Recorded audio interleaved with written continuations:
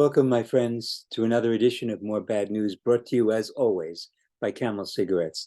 Take the Camels Challenge, smoke Camels for 30 days, and see for yourself what a difference Camels can make in your life. Well, my friends, it's been another week. Very bad news. I wanted to introduce you to my talus. Let me just give you a sense of what it is. It's kind of like large and it goes over the shoulders. It's a ancient garment. This one I got in Jerusalem in 1967. It's been with me for quite a while and still in good shape. I mean, it holds up. It shows what happens when you take care of something. The fact is, in 1967, when the existence of the state of Israel was at risk, I jumped on a plane and went to Israel. And when I got to Israel, I felt an overwhelming sense that I had come home, that this was my place in the world. And it still feels that way. And that's just the reality for me, whatever anybody else thinks. It doesn't mean I support the government. It doesn't mean I support anything. I'm not a soldier anymore. I don't fight anymore. What I do is I spend my days in prayer and in study. Studying the Talmud. Prayer, study, and I also sell Camel cigarettes.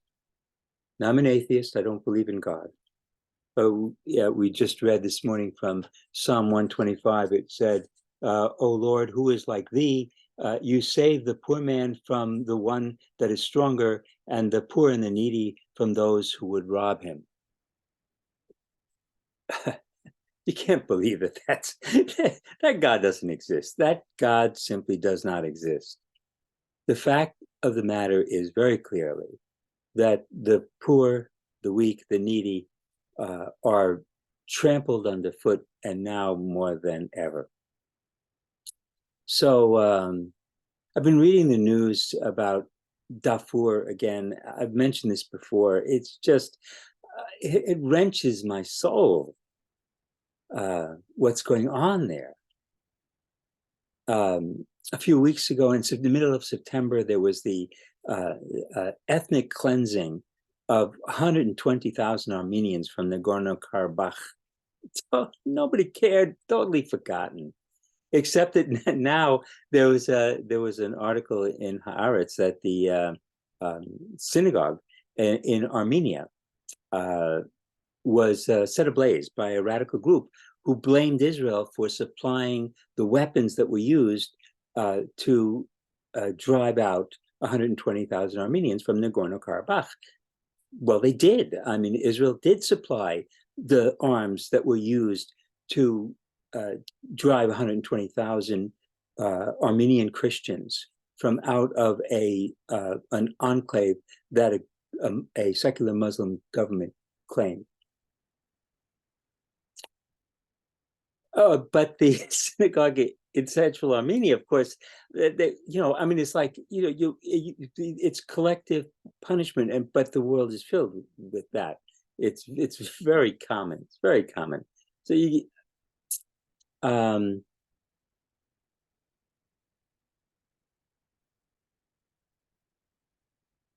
I was this week, Science Magazine had a plea for the renewal of funding for, well, let me see what the name of that is. It's PEPFAR, PEPFAR. And it's a program that was started by George W. Bush, and it has saved like 75 million people. It's for HIV prevention. and care. And the program looks like it, I don't know whether it'll be funded in the end or not, but they're fighting for the funding, and Science Magazine said that the funding is really in danger now because of, guess what, the MAGA Republicans who don't want to fight AIDS because it has to do with sex. I don't know. They claim that it supports, it doesn't. It doesn't support abortions. It doesn't support LGBTQ. It doesn't do it. It just, but it looks like the funding is at risk, at least. But HIV, AIDS is not the world's most deadly infectious disease. The world's most deadly infectious disease is COVID. The second most infectious disease is tuberculosis, TB.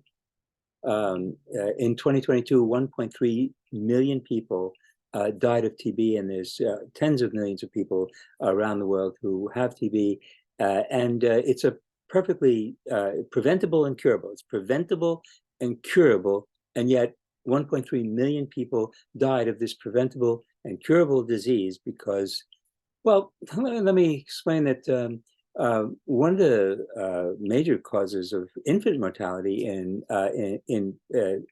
among the poor and the needy, who God is supposed to be protecting, is diarrhea. You for one reason or another, you get diarrhea. The children get it all the time, and what you need is